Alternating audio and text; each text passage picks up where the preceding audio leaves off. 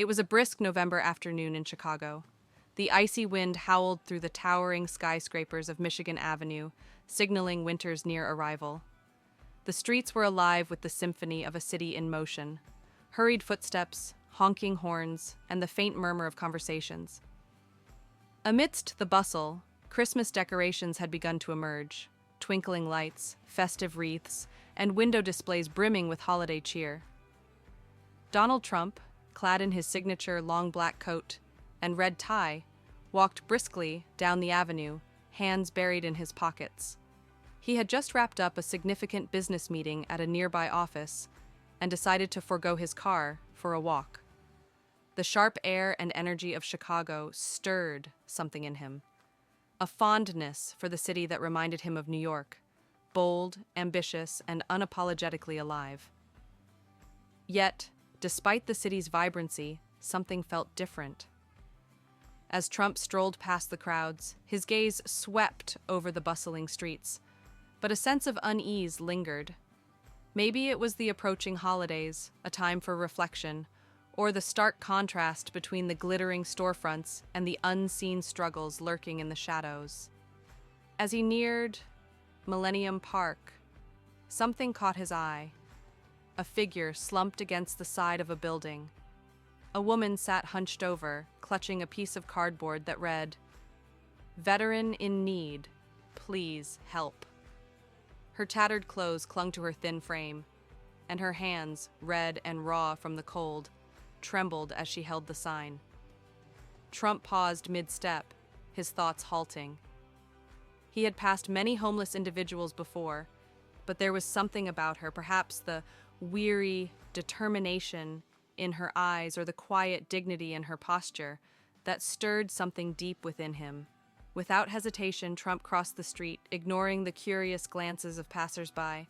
The sounds of the city seemed to blur into the background as he approached her.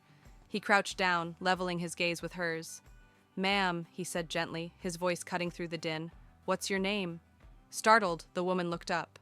Her tired eyes, etched with years of struggle, blinked at him in disbelief. "Teresa," she said, her voice barely above a whisper. "Teresa Hensley." Trump nodded, his expression softening. "Teresa, it says here you're a veteran. Is that true?" "Yes," she whispered again, her voice breaking slightly. "I served in the army for 12 years, but—" She hesitated, looking away as if ashamed. "Things haven't been the same since I came back. I was injured overseas. After that, I lost everything." Her words hung in the cold air, and Trump felt a pang of sorrow. Here was someone who had given years of her life in service to her country, only to find herself discarded, invisible among the crowds. "How long have you been out here?" he asked softly. Teresa hesitated, her gaze dropping to the ground. "A few months now. I couldn't keep up with rent after I lost my job. I've been trying, but it's hard." Trump's jaw tightened. The disparity between her sacrifice and her current situation gnawed at him. He reached into his coat pocket, pulled out his phone, and stepped away briefly. "Margaret," he said, speaking to his longtime assistant, "find me the nearest hotel with availability. And call a doctor. I need someone who can do a quick checkup. Tell them it's urgent." Returning to Teresa, he knelt down again. "Help is on the way," he said firmly. "But first, let's get you something warm to eat." He flagged down a food vendor nearby and returned with a steaming bowl of soup and a sandwich. As Teresa ate, her hands still trembling, Trump sat beside her on the cold pavement. "Tell me about your service," he urged gently.